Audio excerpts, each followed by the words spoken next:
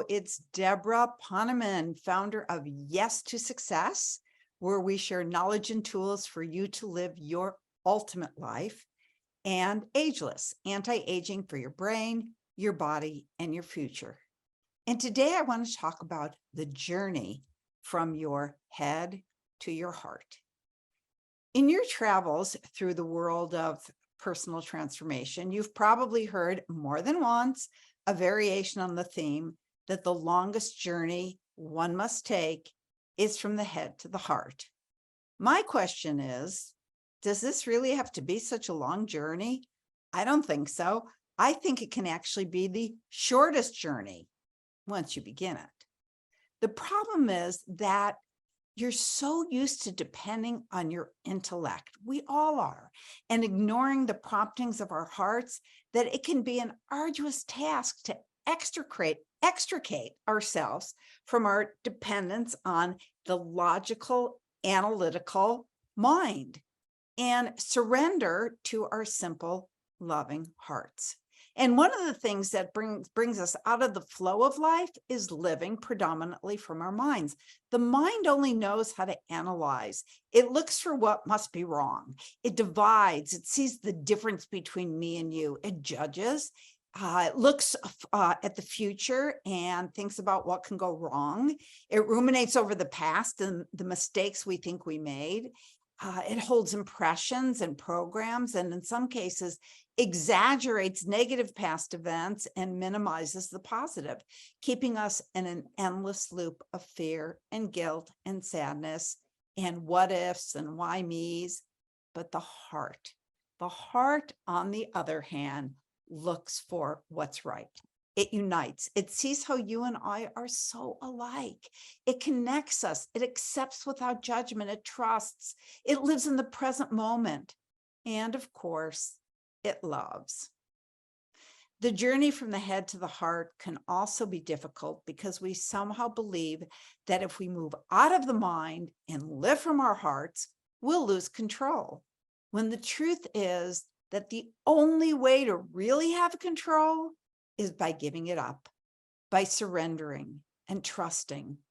Again, I ask you, do you really have greater knowledge about how to run your life than that higher power, that power that has a 360-degree, 40,000-foot view, actually that has an infinite view, a higher power that always has your back, that will never lead you away from your good, even if it may seem that way.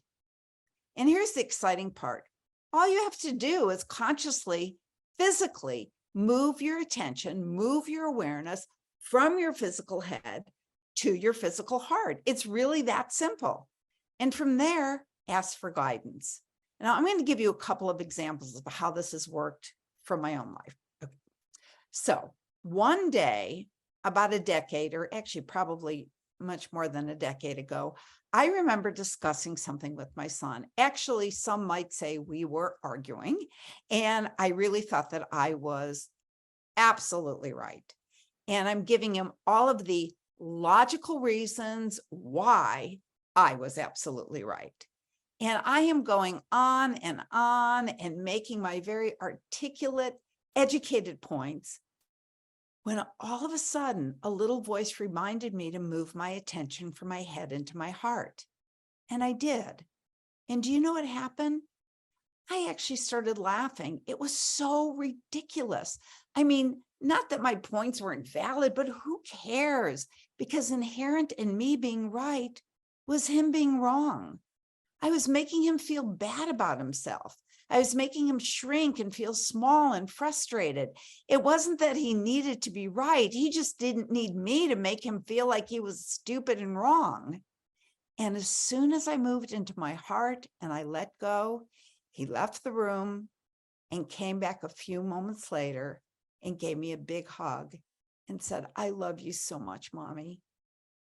Did it really matter who was right and who was wrong? Would it matter a week from now? Or certainly not a year from now, probably not even a day from now. All that mattered was the love. And when you really let go of your position, you're free to create a beautiful solution together, which is what we did. Another time I was about to go into a meeting and I knew by the nature of what was about to be discussed that it was going to be intense. And I had all my points laid out very logically as usual, and all of my papers organized, and I was very prepared, but I was tense. So before I walked into the room, I remembered to take that journey from my head to my heart. And as soon as I did, I felt this absolutely incredible sense of peace. And I walked into the meeting and it flowed more beautifully than I could have ever imagined. I didn't even need any of my prepared notes because what was anticipated to be a tense meeting turned into a love fest. And I think I had a lot to do with it because I was coming from my heart. You know, we all want to live true spirituality, and true spirituality is the unlearning of fear and the acceptance of love.